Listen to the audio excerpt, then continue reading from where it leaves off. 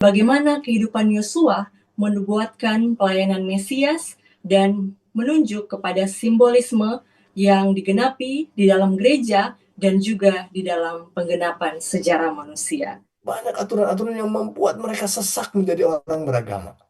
Apakah saudara sekarang menjadi orang beragama dan begitu banyak aturan yang menyesakkan?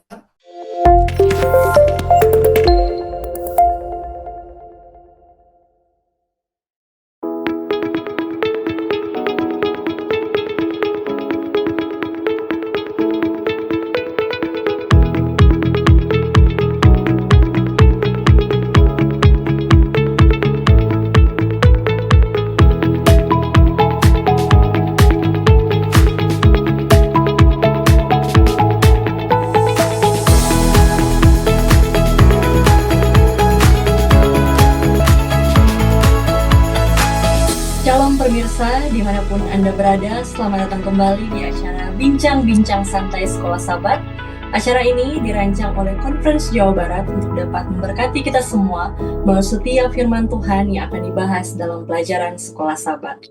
Dan sahabat pemirsa, dimanapun saudara berada, kita dapat mendukung pelayanan ini melalui like, subscribe, dan juga share video ini agar supaya semakin banyak orang yang akan diberkati. Dan jika saudara memiliki pertanyaan, tambahan, maupun tanggapan seputaran pelajaran Sekolah Sabat yang akan kita bahas, saudara dapat menuliskannya di kolom komentar yang berada di bawah ini. Baik, tidak terasa kita telah tiba pada pelajaran Sekolah Sabat dan pelajaran ke-10. Namun sebelum kita masuk pada pembahasan kita, saya mengundang kita untuk berdoa. Kita berdoa. Bapa di surga, Bapa yang baik, terima kasih untuk kesempatan yang Tuhan berikan kepada kami untuk boleh mendengarkan firman-Mu. Dan saat ini ya Bapa, kami akan mempelajari firman-Mu melalui diskusi Sekolah Sabat.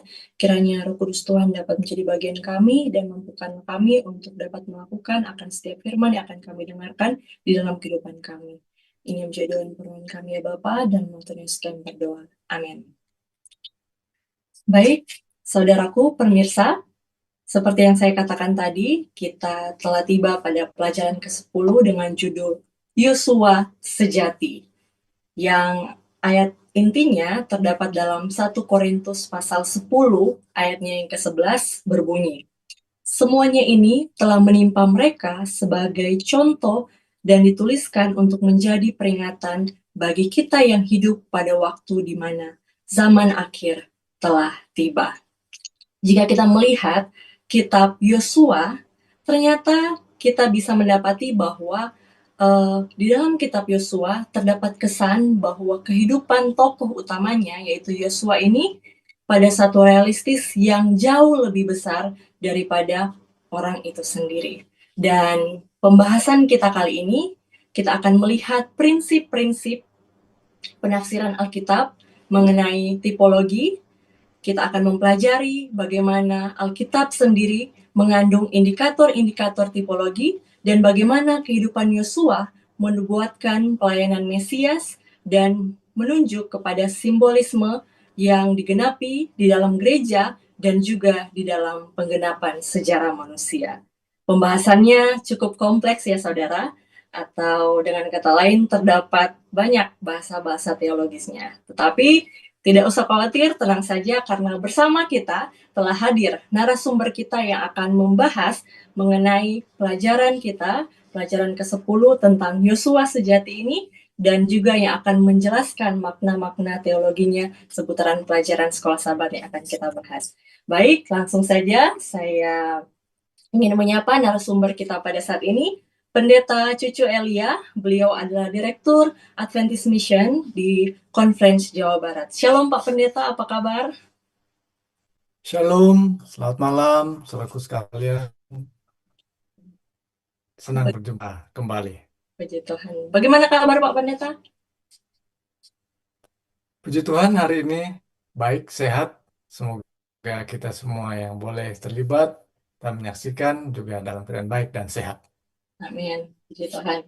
Dan dalam keadaan sehat, dan saya berharap kita semua ya, seperti Pak Pendeta bilang juga, pemirsa dimanapun berada, walaupun cuaca mungkin agak hujan-hujan sedikit, tetapi kita boleh tetap dalam keadaan sehat.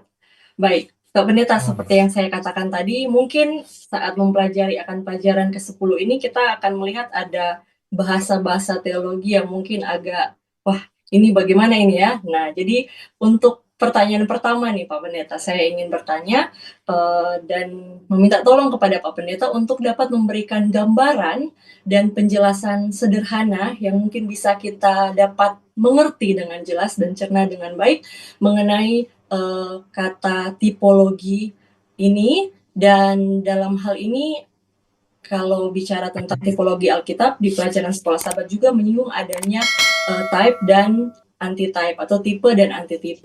Dan mengapa hal ini harus kita pelajari, dan di pelajaran sekolah sahabat juga bilang bahwa hal ini berguna untuk membantu kita mengerti akan pelayanan Kristus. Jadi kenapa harus mempelajari itu, dan sebenarnya boleh berikan gambaran sedikit ya, atau bahkan sederhana agar supaya kita bisa mengerti tentang typologi dan type dan anti-type ini, Pak Pendeta. Iya, terima kasih eh, Via untuk eh, pertanyaan yang sudah diajukan terkait dengan pelajaran yang menarik bagi saya tentang Joshua sejati ya. Ya, poinnya adalah mengenai tipologi, yakni apa kaitannya tentang Joshua dan Joshua sejati ini. Rupanya dalam Alkitab, dalam mempelajari Alkitab kita mengenal yang disebut dengan tipologi. Sebetulnya istilah tipologi ataupun mungkin sebagai sebuah cabang ilmu adalah bukan istilah yang sepenuhnya milik orang teologi ya. Karena seperti juga namanya atau istilah ini tipologi yakni ilmu tentang tipe ya. Ilmu tentang penggolongan jenis-jenis atau tipe-tipe. Jadi ini masuk juga ilmu yang suka digunakan kata ini untuk antropologi misalnya ya. Nah, terkaitannya dengan teologi, maka kita melihat tipologi yang dimaksudkan adalah sebuah penafsiran dalam memahami Alkitab, gitu ya.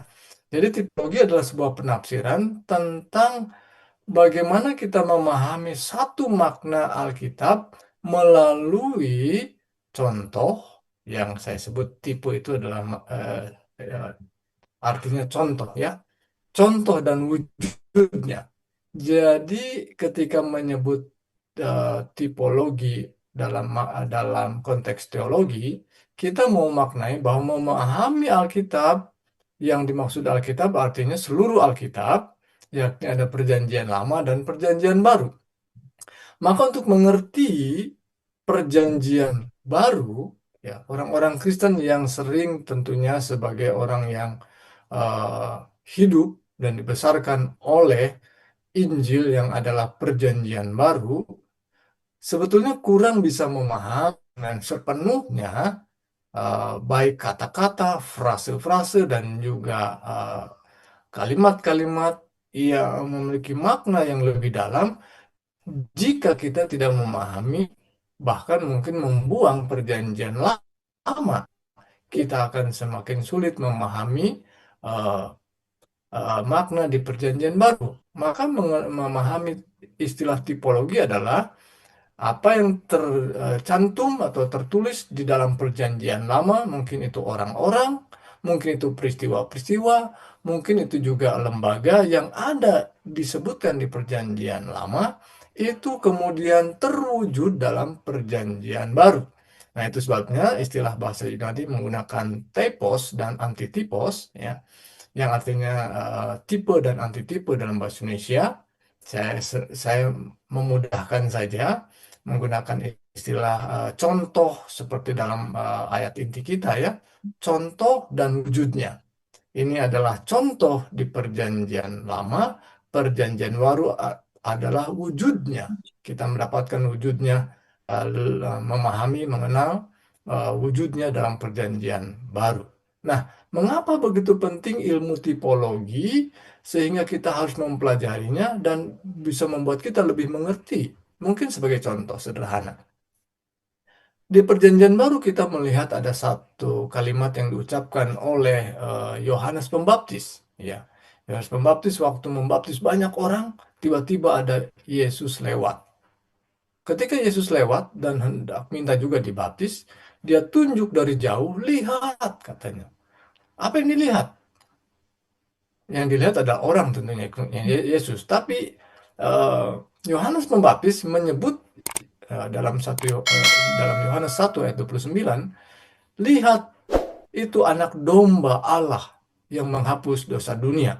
Nah, kalau mereka yang tidak mengenal cerita perjanjian lama, ya, karena orang-orang yang mendengar di sana adalah orang-orang yang Yahudi kebanyakan yang mengetahui peristiwa ataupun lembaga bagaimana anak domba disembelih sebagai kurban, maka kalimat yang diucapkan oleh eh, Yohanes Pembaptis adalah tidak mengherankan buat mereka. Sangat mudah dipahami karena mereka adalah para pendengar, para pembaca Alkitab di Perjanjian Lama. Jadi, mengetahui frase anak domba Allah, kita akan memahaminya karena sudah disebutkan, sudah lama menjadi bagian kehidupan mereka di Perjanjian Lama, itulah tipenya. Dan Yesus adalah uh, anak domba Allah. Yang dimaksudkan adalah anak domba yang sesungguhnya. Nah, ketika kita belajar saat ini tentang Yosua sejati, kita menyebut bahwa dia adalah tipe, ya, tipenya di perjanjian lama. Maka antitipenya atau wujudnya siapa? Dan kita sudah melihat dan sudah disebutkan oleh Via tadi ya, bahwa Yesus yang dimaksudkan di perjanjian baru adalah antitipe wujud daripada Joshua. Itu sebabnya sekali lagi menyebut sudah mulai mengarah pelajari dalam buku kitab Joshua ini adalah Yesus Kristus. Demikian mungkin Via. Terima kasih. Baik, terima kasih Pak Pendeta. Singkat tetapi sangat clear ya, sehingga saya rasa saya juga pribadi bisa mengerti dan pemirsa di rumah juga sangat mengerti ya tentang penjelasan yang sudah Pak Pendeta sampaikan. Terima kasih Pak Pendeta. Nah, tadi Pak Pendeta bilang tipe dan antitipe bisa juga disederhanakan dengan kata kalau tipe sebagai contoh dan antitipe sebagai wujud. Nah, dalam hal ini Yosua sang tipe ini berarti adalah contoh, dan Yosua sejati yang adalah Kristus itu sendiri adalah sang antitipenya atau wujud ya, yang menjadi wujud dari contoh. Nah, pertanyaannya Pak Pendeta, kira-kira apa sajakah persamaan-persamaan yang dimiliki oleh Yosua dan Yesus sehingga Yosua digambarkan sebagai tipe dari Yesus? Karena tidak mungkin ya digambarkan Yosua ini sebagai contoh dari wujud Yesus itu kalau tidak memiliki persamaan. Jadi saya ingin bertanya mengenai persamaan-persamaan itu.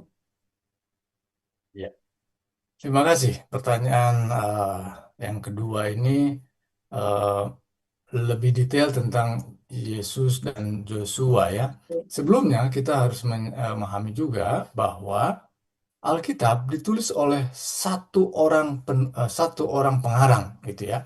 Dan kita meyakini bukan hanya klaim karena Alkitab mengatakan bahwa Roh Kuduslah Allah lah sendiri pengarangnya walaupun penulisnya banyak. Itu sebabnya walaupun penulisnya banyak maka tidak ada di dalamnya pertentangan. Semua penulis, para nabi, dan penulis-penulis lainnya adalah penulis yang membaca kitab-kitab sebelumnya. Mereka memahami kitab-kitab dan para penulis sebelumnya, sehingga frase-frase dibuat, makna-makna yang dibuat tidaklah berseberangan. Mereka semua selaras. Itu sebabnya juga menuliskan antitipe, antitipe dan antitipe berikutnya adalah hal-hal yang semakin tajam, semakin selaras karena mereka satu pengarangnya, yakni Allah sendiri. Nah, sekarang pertanyaan tentang Yosua dan Yesus, di mana kesejajarannya, di mana keselarasannya, dan apa persamaannya kalau begitu. Yang pertama sebetulnya nama ya, nama Yosua. Yesus itu adalah nama terjemahan karena Yesus sendiri sebetulnya namanya Yosua. emaknya, ya, emaknya itu Maria pasti memanggilnya dengan nama Yosua. Kalau lagi kecil, Maria manggil lagi kecil, Yesus, Yesus. Enggak begitu ya. Tapi Maria akan panggil, Joshua, Joshua. Karena itu nama Ibrani, ya. Dan mereka adalah orang Ibrani, tidak panggil Yesus. Jadi yang pertama adalah namanya sama. Dan nama itu berarti nama Allah yang menyelamatkan. Baik, yang kedua adalah pekerjaannya tentu saja. Pekerjaan salah satunya adalah peperangan, dan saya poinnya pada pembagian tanah dulu ya.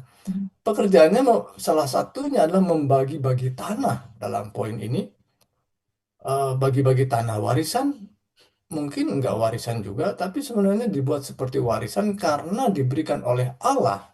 Ya, walaupun pemberiannya itu harus diperjuangkan dan Allah sendiri yang berperang, masih diduduki oleh banyak orang, suku-suku atau bangsa-bangsa yang lain, tetapi itu diberikan oleh Allah dan Yosua membagi-bagikannya kepada bangsanya, kepada suku-sukunya, dan Yesus juga adalah pribadi yang di dalam perjanjian baru wujud yang sangat jelas bahwa Yesus membagi-bagi warisan. Nah, apa warisannya? Mungkin kita bingung, warisan apa yang kita dapatkan? Tanah sejengkal nggak dapat, ya. Tetapi warisan yang Yesus berikan adalah warisan rohani. Yesus membagikan warisan rohani yang sangat mahal karena orang lain tidak sanggup memberikannya. Ya. Kenapa demikian? Dari hal karakternya dan tabiatnya saja banyak orang yang mungkin tidak sanggup memberikannya. Wah, dengan kecaman, ya, tetap sabar, ya, dengan banyak tekanan dan banyak aniaya, rasanya tidak banyak orang bersabar seperti Yesus. Nah, Yesus, Yosua sejati ini adalah seorang yang memberikan warisan rohani. Nah, warisan rohani yang paling penting yang mungkin orang murid-muridnya tidak pahami dan tidak mau memahaminya, ya, tidak suka untuk memahaminya adalah, ya, kerajaan ini harus jadi sekarang katanya. Engkaulah rajanya, kami ini para menterinya. Nah, jadi mereka ingin mewujudkan kerajaan di dunia ini. Tapi Yesus menolak. Dan itu bukan tujuan saya. Tujuan saya adalah membagikan warisan rohani.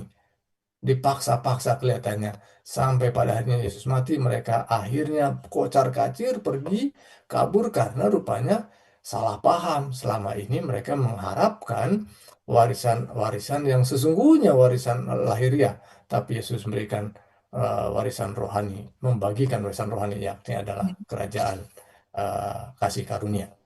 Dan yang ketiga, eh, mungkin hal yang detailnya adalah Yosua mengadakan perjalanan menempuh bersama bangsa Israel memasuki tanah perjanjian itu selama 40 tahun. Dan Yesus menggunakan angka yang sama walaupun hari, dia berpuasa 40 hari untuk menyiapkan, yang memasuki sebuah pelayanan yang sebetulnya pelayanan yang luar biasa, pelayanan yang akan membawa keselamatan bagi bangsa orang, semua bangsa, dan itulah warisan yang akan dibagikannya. Dan untuk menempuh hal itu, Yosua melewati Sungai Yordan, dan Yesus juga harus melewati Sungai Yordan dalam arti dia dibaptiskan. Dan baptisan demikian juga melewati Sungai Yordan. Joshua itu dia sedang melewati atau mempersiapkan dirinya untuk satu peperangan yang besar, yakni menghadapi eh, kota Yeriko yang pertama. Tentu saja itu seperti pintu gerbang ke tanah Kanaan. Nah, perjuangan memasuki tanah Kanaan, ya, melewati satu proses, melewati Sungai Yordan, dan itulah Yesus dibaptiskan di Sungai Yordan, di sungai yang sama, ya. Dan kemudian Yesus setelah itu disajikan sebuah peperangan yang luar biasa, peperangan melawan iblis, melawan kerajaan kegelapan, dan Yesus eh, mampu memenangkan, menaklukkan yang selama ini dunia dikuasai oleh iblis, dan Yesus memenangkan peperangan itu. Sama seperti Yosua setelah melewat bersama bangsa Israel melewati Sungai Yordan dan kemudian memenangkan setiap peperangan, dan itulah kemenangan yang merupakan contoh yang wujudnya di mana Kristus Yesus memenangkan peperangan yang asli, yakni menaklukkan kerajaan kegelapan. Demikian mungkin Via persamaannya Joshua Baik, dan Joshua sejati. terima kasih Pak Pendeta. Sangat jelas sekali ya tentang persamaan-persamaan antara Yosua dan juga Kristus. Dan tadi Pak Pendeta juga sudah sampaikan bagaimana Kristus datang ke dunia ini atau Yesus datang ke dunia ini, dia mengalami kehidupan pelayanan dan bahkan harus mati di kayu salib untuk membawa pengusiran iblis atau penaklukan eh, musuh-musuh ya, musuh-musuh jahat yaitu iblis itu sendiri. Dan tujuannya adalah untuk memberikan kelegaan rohani bagi umat-umat Tuhan, bahkan bagi kita juga ya. Dan pertanyaan yang saya rasa pertanyaan aplikasi ya Pak Pendeta yang di pelajaran hari Rabu, saya sangat tertarik ya dengan pelajaran ini untuk mengulik lebih dalam lagi tentang eh, di sini dikatakan kelegaan rohani ya. Jadi saya ingin bertanya, apa arti dari kelegaan rohani atau dengan istilah lain disebut juga perhentian pada apa yang telah dilakukan oleh Kristus bagi kita? Atau dengan kata lain, bagaimana kita dapat memiliki kepastian Yesus telah mengalahkan iblis demi kita? Jadi mungkin agak lebih dalam lagi maksudnya. Baik, terima kasih nih via pertanyaan aplikasi ya. Dalam kehidupan rohani, seorang Kristen yang percaya kepada Yesus harusnya mendapatkan kelegaan. Orang-orang yang dipimpin oleh Joshua dalam peperangan dan akhirnya menduduki sebuah tempat yang dijanjikan oleh Tuhan, pada akhirnya mereka mendapatkan kelegaan. Nah, sekarang mungkin kita bertanya kelegaan apa yang eh, didapatkan ketika kita percaya dan mengikuti Yesus. Mungkin kita coba merujuk pada apa yang dikatakan Yesus juga ketika dia mengajak satu ayat yang sangat populer ya, dalam Matius pasal 11 ayat 28, 29, 30 ya. Hai kamu yang berbeban berat ya, marilah kepadaku. Hai engkau yang berbeban berat, aku akan memberikan kelegaan. Nah, saudaraku sekalian, kapan saudara pernah mendapatkan kelegaan? Ya, coba. Mungkin saudara yang pernah menjadi orang miskin seperti saya, ya, eh, dan sampai hari ini barangkali mengadakan perjalanan ke sebuah tempat yang berdesakan menggunakan bis kota. Setiap pagi saya pergi sekolah naik bis kota, berdesakan, ya, sampai harus ya sebagian badan harus di luar barangkali ya. Ketika dia turun, dia merasakan ada kelegaan, tiba, wah lega, bernapas lega. Oke, mungkin gambar itulah untuk kita coba menggambarkan bertemu dengan Yesus, percaya kepada Yesus, kok bisa mendapat kelegaan. Masalahnya kita coba bandingkan dengan bangsa Israel pada waktu mereka percaya melihat Yesus, kok kok bisa dianggap mendapat kelegaan ya. Pertama, bahwa mereka adalah orang-orang miskin yang makan aja susah. Bertemu dengan Yesus yang bisa mengadakan mujizat yang luar biasa. Kalau boleh mujizatnya tiap hari ya kelegaan dong ya. Tapi yang jauh lebih penting sekali lagi Yesus bukan masalah soal perut Iya, lahiriah tadi ya. Tapi Yesus memang mengajarkan eh, eh, warisan rohani tadi. Yakni ketika mereka menjadi seorang yang beragama, orang agama Yahudi, itu banyak sekali banyak tuntutan. Bayar itu, bayar ini dan harus itu. Ya, eh, seolah-olah kita ini mau bergerak tuh susah gitu ya, melangkah tuh susah. Persembahan ini, saudara kalau melihat membagi, sekedar untuk membandingkan, saudara berbicara dengan orang Bali yang setiap hari membuat sesajen, ya, tuntutan untuk membuat sesajen itu sangat mahal, setiap hari mereka harus buat, ya. Dan begitulah orang Yahudi, ya. Apalagi untuk hari Sabat, wah mereka persiapkan dan bahkan hari Sabat tidak boleh banyak sekali larangannya dan salah satunya pun meludah atau buang air kecil, tidak boleh kena rumput karena itu bekerja menyiram tanaman. Bahkan membawa barang pun tidak boleh dipegang, harus ditempel, sapu tangan pun harus ditempel di baju, ya dikait atau berjalan tidak boleh lebih daripada eh, ya sepelempar batu katanya. Jadi banyak aturan-aturan yang membuat mereka sesak menjadi orang beragama. Hmm. Apakah saudara sekarang menjadi orang beragama dan begitu banyak aturan yang menyesakkan? Datanglah kepada Yesus karena di dalam Yesus tidak ada tuntutan itu. Yesus mengajak untuk mengasihi, mengasihi Allah dengan sepenuh hati dan mengasihi sesama. Hanya tuntutan sederhana mengasihi, tetapi dalam mengasihi tentu saja dalam maknanya.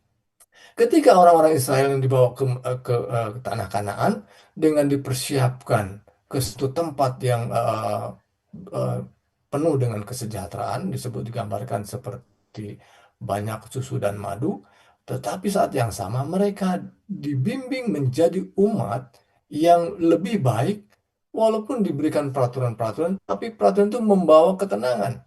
Nah, Yesus juga mengatakan bahwa pikulah kuk, ada kuk juga rupanya, ya.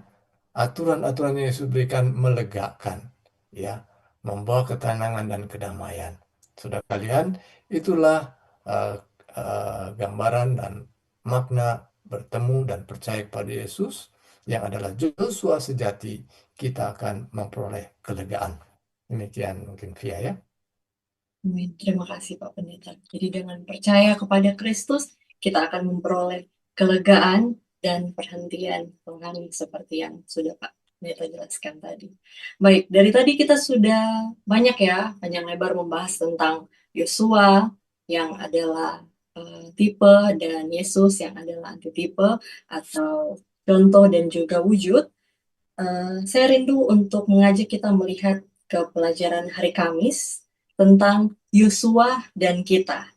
Nah, sama seperti kita ketahui bahwa Yosua ini di dalam kehidupannya mencerminkan bukan hanya dari aktivitas karena dia memiliki karakter kenabian dan juga eh, menunjukkan aktivitas dan pribadi dari Yesus, tetapi yang ingin saya garis bawahi adalah banyak karakter ya, persamaan karakter antara Yosua dan juga Kristus. Jadi mereka tidak hanya mirip dari memiliki persamaan dari segi tugas, tetapi juga Yosua memantulkan akan karakter dari Yesus itu sendiri.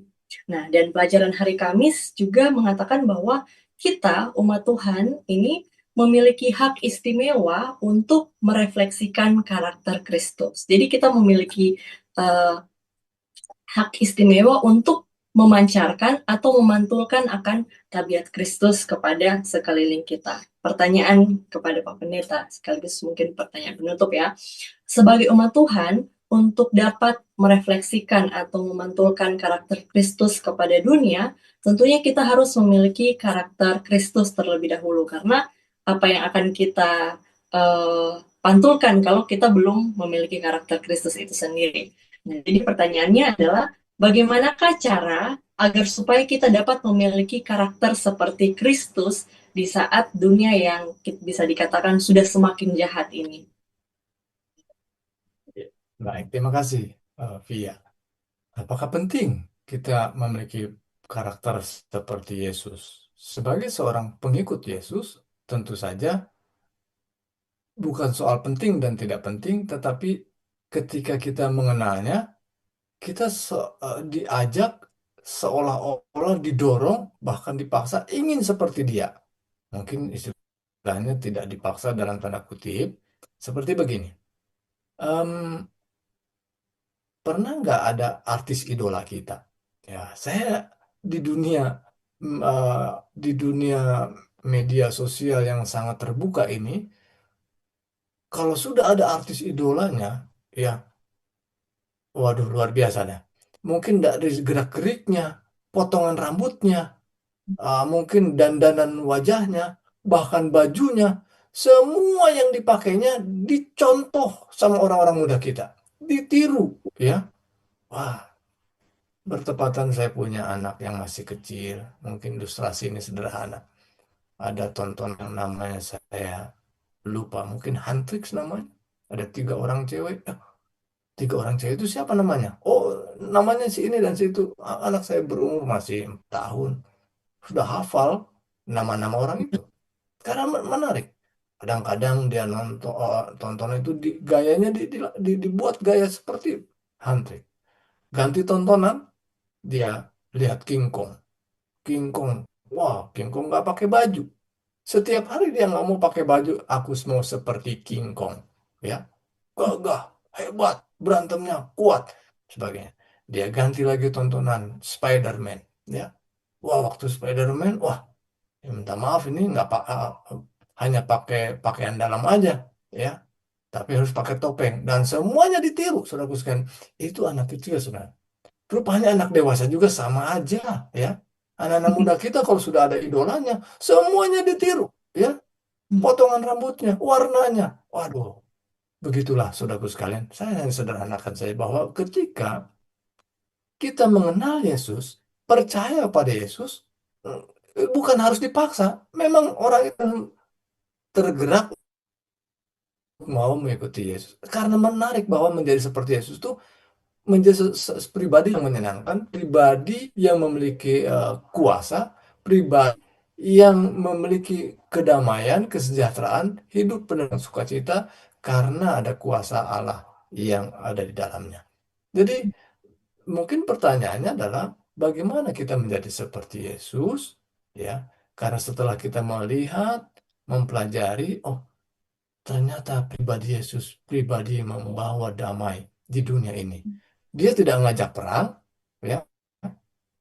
Dia pemimpin yang tidak pernah ngajak perang, bahkan muridnya ngajak perang pun sarungkan, sarungkan senjatamu itu, ya. Jadi Yesus tidak ngajak, ayo, ayo kita jadi punya kerajaan kita berperang, tidak, ya. Jadi Yesus mengajak kita hidup dengan damai sejahtera.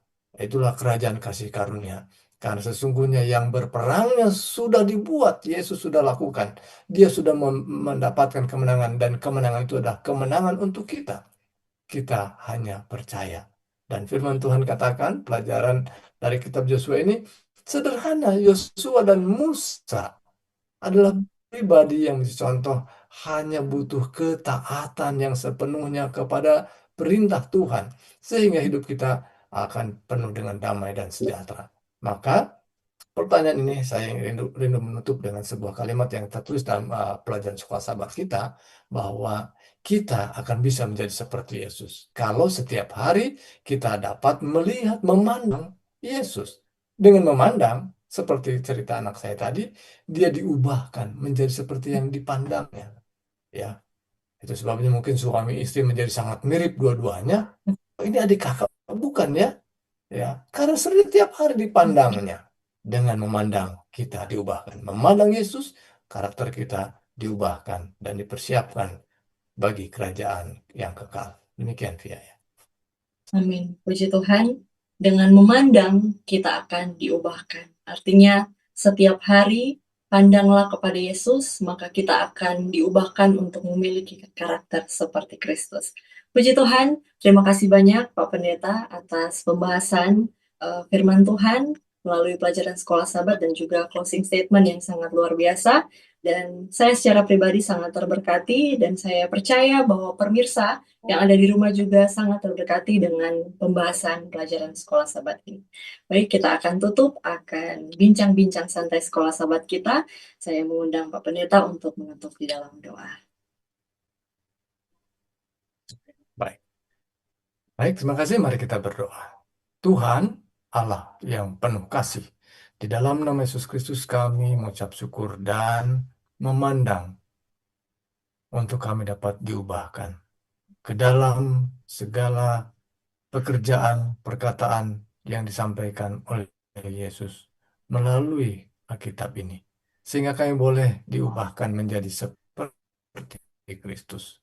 Dan setelah kami boleh hidup semakin selaras dengan karakter-Mu ya Tuhan, biarlah kami diizinkan Tuhan menjadi alat-alat Tuhan yang ampuh. Karena Tuhan sedang menunggu pribadi-pribadi, umat-umat Tuhan yang mau terpanggil menjadi para pekerjanya, di mana banyak orang, banyak wilayah, banyak area sedang menunggu umat Tuhan yang dapat menampilkan tabiat Kristus yang dapat dipandangnya, sehingga banyak orang juga dapat diubahkan.